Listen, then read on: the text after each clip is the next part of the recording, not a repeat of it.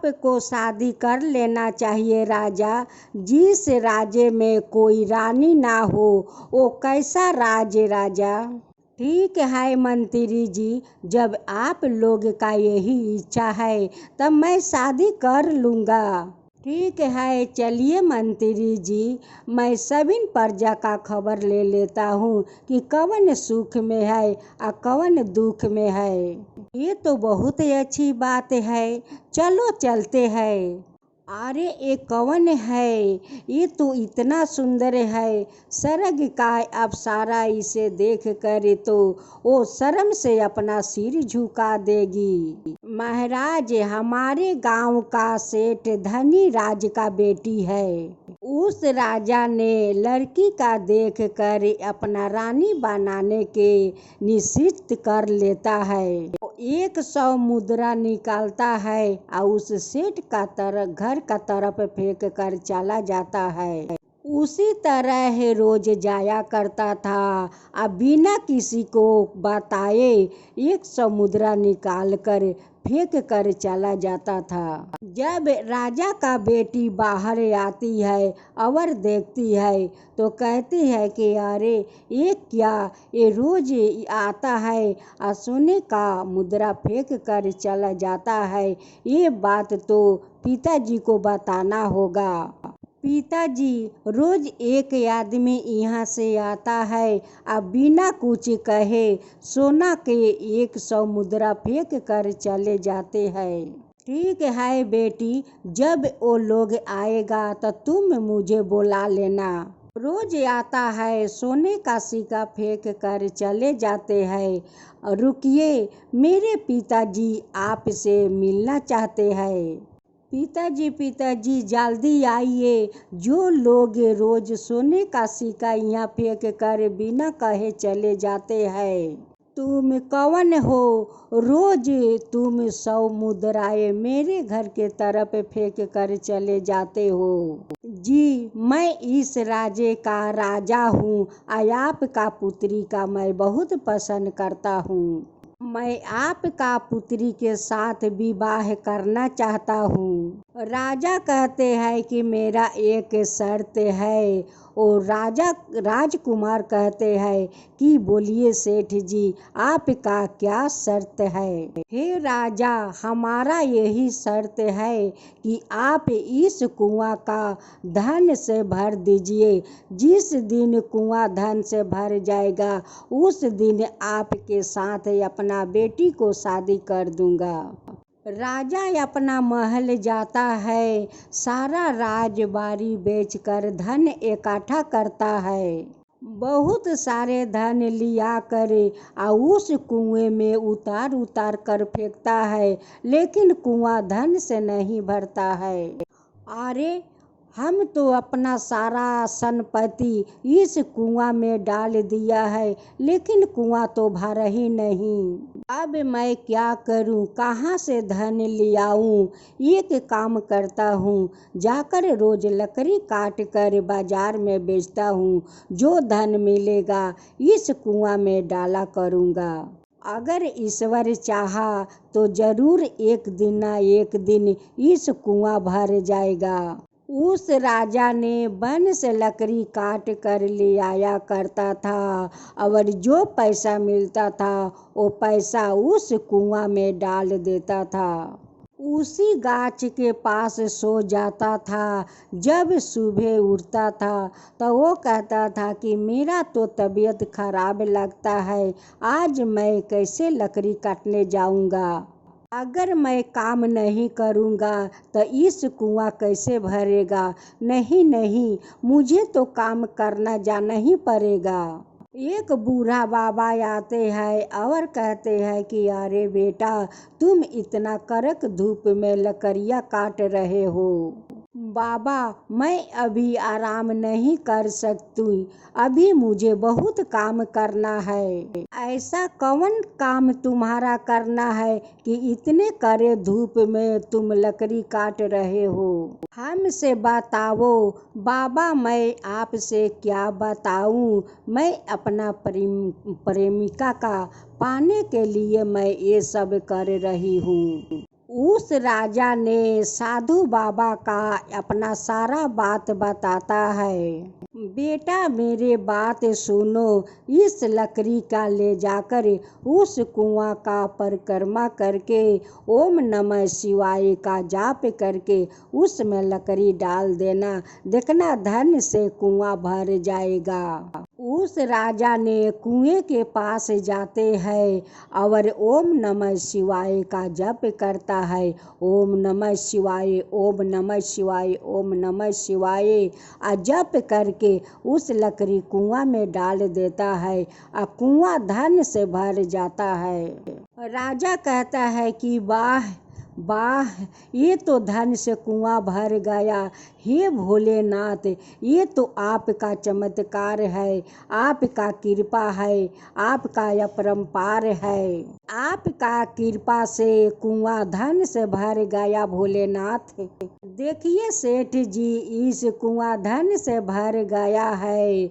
ओ सेठ जी कहते हैं कि राजा साहेब, ये तो सचमुच का कुआं धन से भर गया है। राजकुमारी कहती है कि अब तो मेरा राजा के साथ शादी हो जाएगा, लेकिन मेरे पिताजी तो बहुत कंजूस है, इस धन में से तो मुझे नहीं देंगे। राजकुमारी कहती है कि वो तो कुआं भरते भरते वो तो कंगाल हो गया है। मैं एक काम करती हूँ, इस असरफी से कुछ मैं छुपा कर रख लेती हूँ।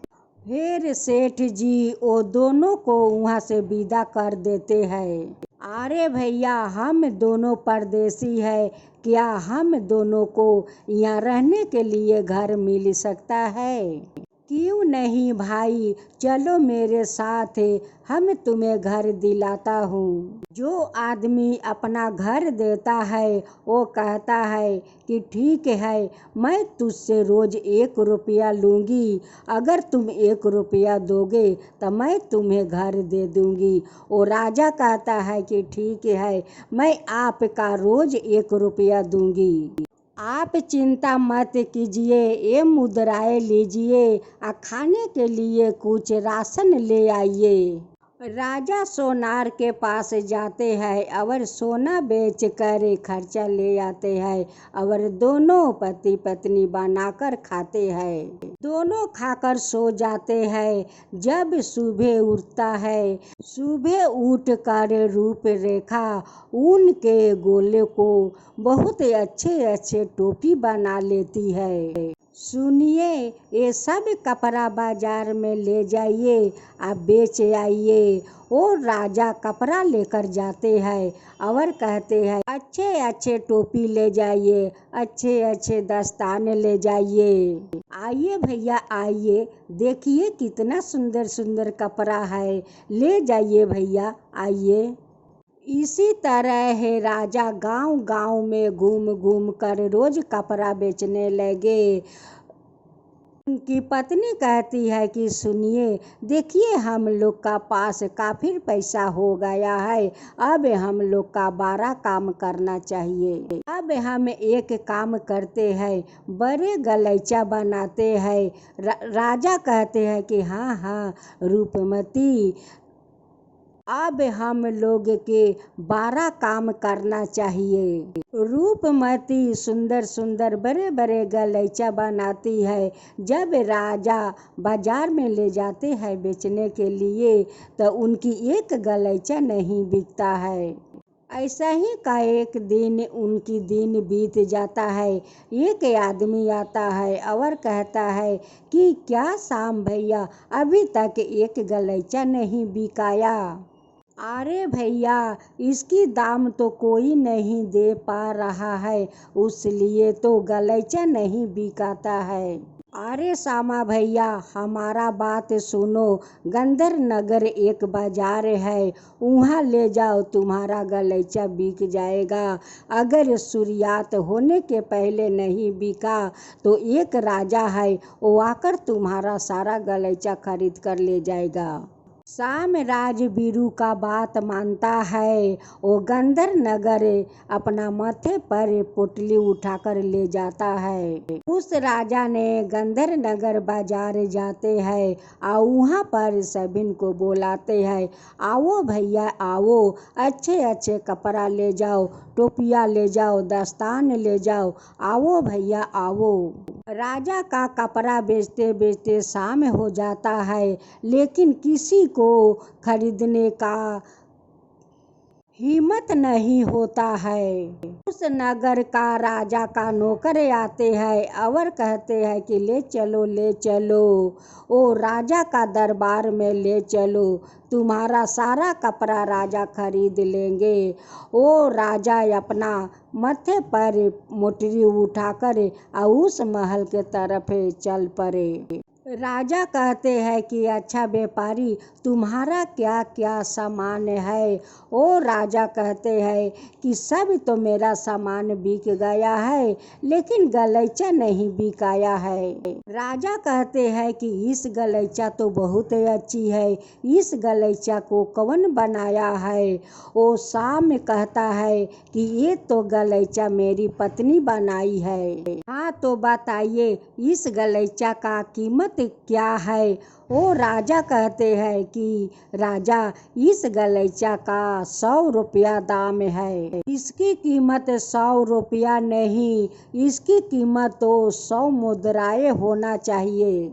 श्यामा कुमार तो 100 मुद्राएं पाकर बहुत खुश हो गया और मुद्राएं लेकर वहाँ से चले गए। उस राजा ने 100 मुद्राएं देकर किसी सोच में पड़ जाते हैं। इस गलीचा इतनी सुंदर है तो वो बनाने वाली कितनी सुंदर होगी, उन्हें तो देखने के लिए मुझे इच्छा करता है। मैं क्या करूं, उनसे कैसे मिलूं। सैनिकों, मेरे दासियों को बुलवाया जाए। दासी आती है और कहती है कि क्या है राजा साहेब।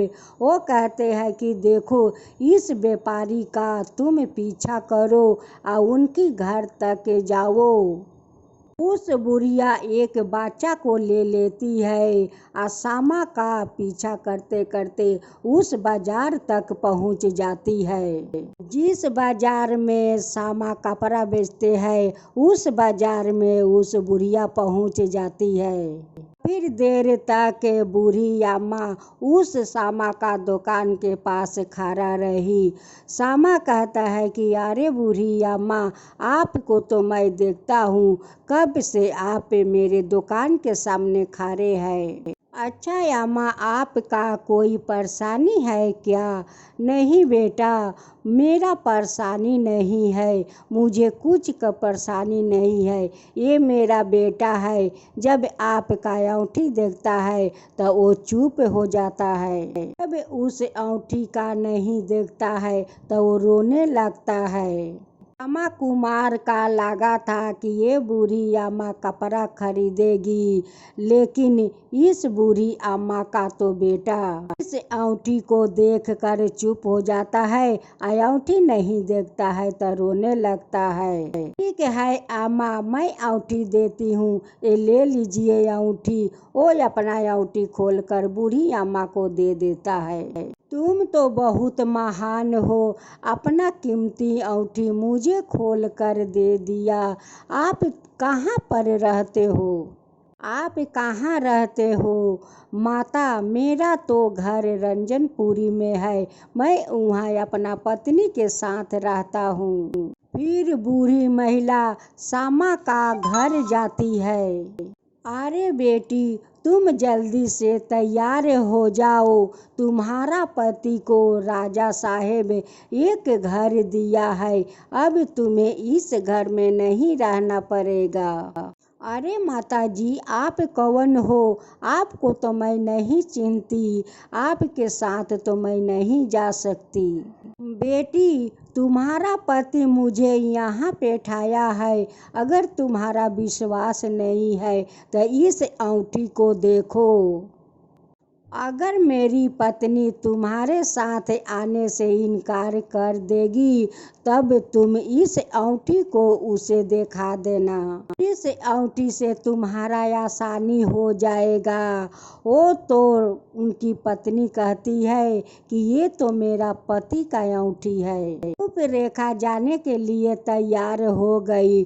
उस बूढ़ी अम्मा के साथ रूप रेखा जाने लगी। जब श्यामा कुमार बाजार से आते हैं देखते हैं घर में कि रूप रेखा तो नहीं है। वो रूप रेखा को बुलाते हैं, रूप रेखा तुम कहाँ हो?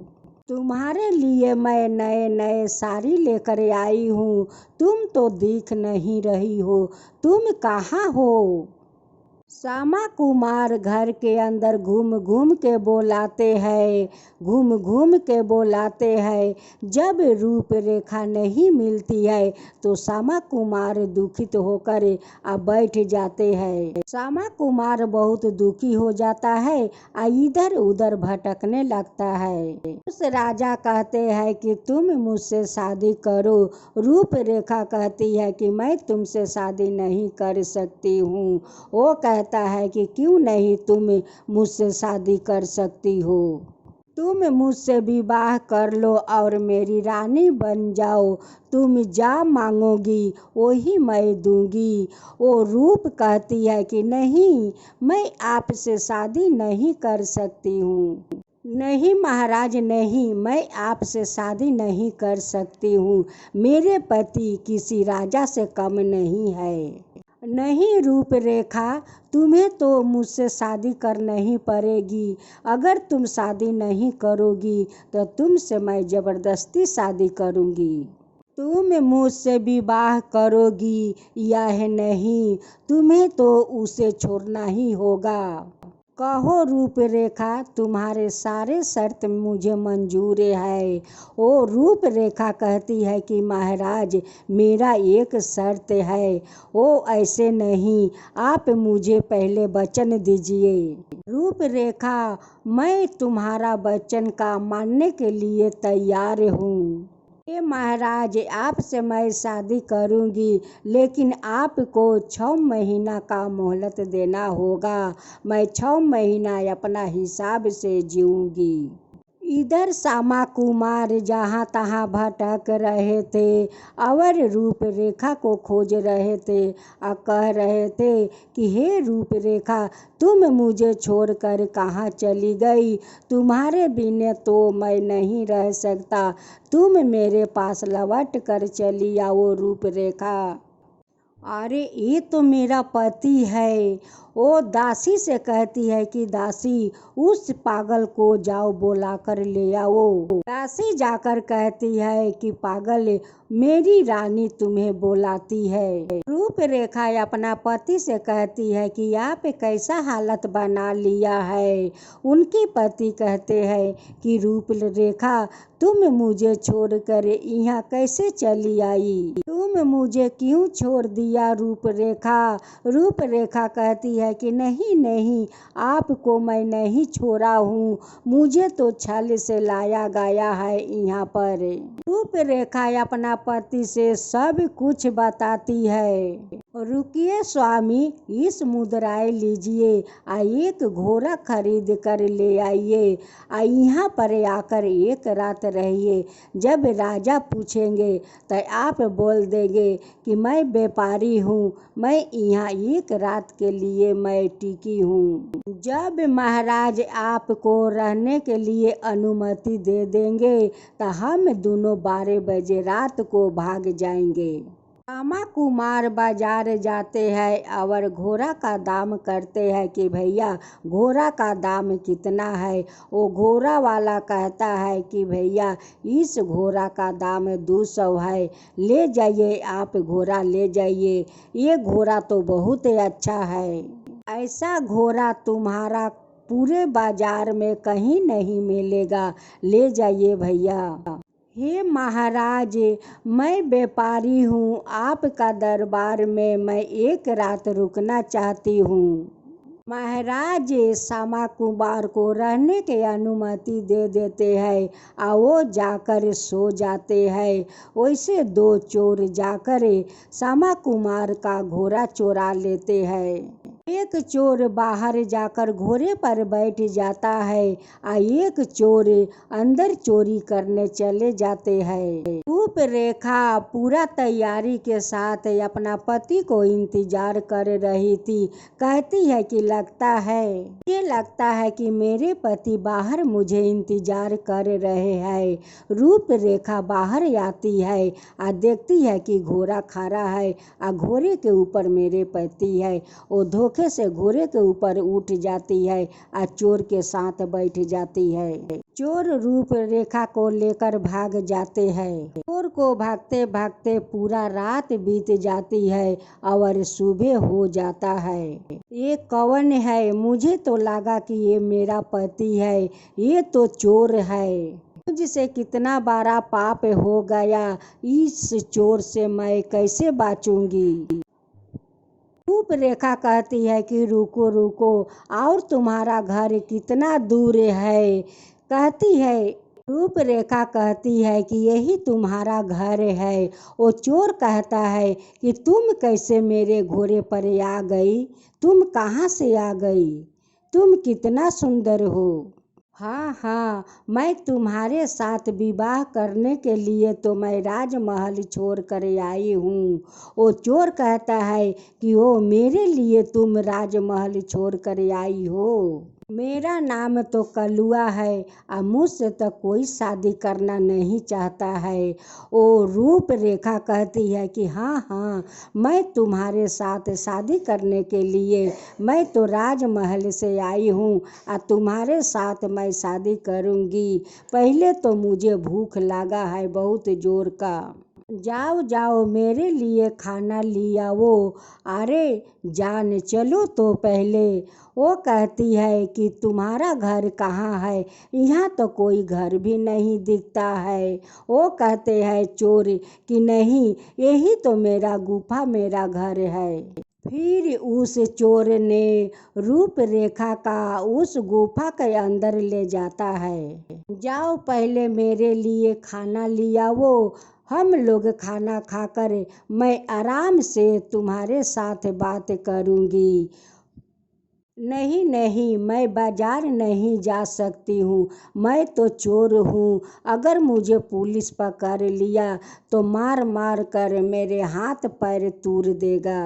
अगर मेरा हाथ पाँव टूट गया तो मैं तुमसे शादी कैसे करूँगी? एक काम करो, तुम बाजार जाओ और मेरे लिए कुछ खाने के लिए ले आओ। रूप रेखा घोड़े पर बैठती है या वहाँ से निकल जाती है। चलते चलते रूप रेखा को शाम हो जाता है। रूप रेखा उस गाछ के पास बैठ जाती है। उस गाछ पर एक हंसनी का जोड़ा था। हंसनी कहती है कि कुछ बात करो तो रात कट जाएगी। किसी ने अगर इस गाछ का पत्तियों को तोड़ लेता है तो उन्हें बड़ी से बड़ी बीमारी ठीक हो जाता है। रूप रेखा वो दोनों हंसनी की बात सुन रही थी। वो लोग का बात सुनकर एक गाछ से पाता तोड़ी और एक अपना मर्द का रूप बना ली। मर्द का रूप बनाकर घोड़ा पर बैठ जाती है और चलते चलते एक राज्य में पहुंच जाती है। बूढ़ी माँ, मैं परदेसी हूँ, तुम अपना घर में एक रात रख सकती हो। अगर रखोगी तो तुम्हारा मैं 100 मुद्राओं दूंगी। हाँ माता, इस मुद्राएं लीजिए और मेरे लिए एक मंदिरा आनिए और मांस आनिए। और हाँ, एक नाचने वाली याद रहे, एक नाचने वाली मुझे चाहिए। इस घर में नाच गाना सुनूंगा। मैं तुम्हारे लिए बकरा के मांस ला सकती हूँ, मदिरा ला सकती हूँ, लेकिन नाचने वाली तो मैं नहीं ला सकती हूँ। बेटी, मेरी राजा का एक पुत्री है और वो हमेशा बीमार रहती है। ना जाने वो आज मरेगी काल मरेगी, उस लिए बेटी मैं नाचने वाली नहीं ले आ सकती हूँ। अगर राजा जान जाएंगे कि हमारा महल में नाच गान होता है, मकरा बकरा के मांस बनता है, तो राजा मुझे फांसी पर उठा देंगे। अच्छा माता जी, मेरे यहाँ एक वैद्य है जो राजा का पुत्री का ठीक कर सकता है। उस राजा कहता है कि अरे माता, अगर उस वैद्य मेरा पुत्री को ठीक कर दिया तो उस राज्य में एक राजा है, मैं अपना पुत्री को साथ उस राजा के साथ शादी कर दूंगा। आपका बारे में मैं सब कुछ राजा को बताया। राजा ने बोला कि अगर वो राजा मेरी बेटी को ठीक कर देंगे तो वो तुम्हारे साथ अपना बेटी को शादी कर देंगे। रूपरेखा उसी पति को पीस कर और उनकी राजकुमारी को पिलाती है और राजकुमारी पीकर ठीक हो जाती है। देखिए देखिए पिताजी, मैं तो अब ठीक हो गई हूँ। ये तो चमत्कार हो गया पिताजी, देखिए मैं ठीक हो गया हूँ। आप मेरा पुत्री को ठीक किया, मैं अपना पुत्री को आपके साथ मैं विवाह करना चाहती हूँ। अपना पुत्री को आपके साथ विवाह करके इस राज्य में आपको सौंपना चाहती हूँ। मैं आपका पुत्री से शादी कर सकती हूँ, लेकिन रीति रिवाज का साथ मैं अपना पुत्री को आपके साथ शादी करूँगी। उस राजा ने अपना पुत्री को रूप रेखा के साथ शादी कर देता है और रूप रेखा के तिलक के माथे पर तिलक लगा देते हैं और वो तीनों इधर उधर भटकने लगते हैं। राजा, मैं अपना राज्य में देखती हूँ कौन सुखी है और कौन दुखी है और कौन अपराधित है। रूप रेखा अपने घोड़े पर सवार हो जाती है और श्यामा कुमार को खोज कर वो ले आती है और राजा को पैर में बंधवा देती है। इधर चोर कहता है कि अरे मेरा रूप रेखा, अरे मेरे रूप रेखा। और चोर कहता है कि हे रूप रेखा, मैं खाना पीना नहीं खाऊंगा, तुम्हारे बिना मैं नहीं रह सकता हूँ, मैं मर जाऊंगा, तरफ तरफ कर मर जाऊंगा। रूप रेखा कहती है कि सैनिकों, इस पागल को उस पेड़ में ले जाकर बांध दो। हे सैनिकों, चाबुक उठाओ और दोनों को एक एक खाल उधेड़ डालो। अब बोलो कि तुम रूप रेखा नहीं बोलोगे। मुझे छोड़ दीजिए महाराज, आप रूप रेखा को मैं कभी नाम नहीं लूँगा। मैं रूप रेखा क्या, मैं अपना नाम नहीं लूँगा, मुझे छोड़ दीजिए महाराज। रूप रेखा वो दोनों को छोड़ देती है और अपना सारे कहानी उस राजा को बताती है। श्यामा कुमार वो दोनों रानियों से शादी कर लेते हैं और उस राज्य का राजा बन जाते हैं।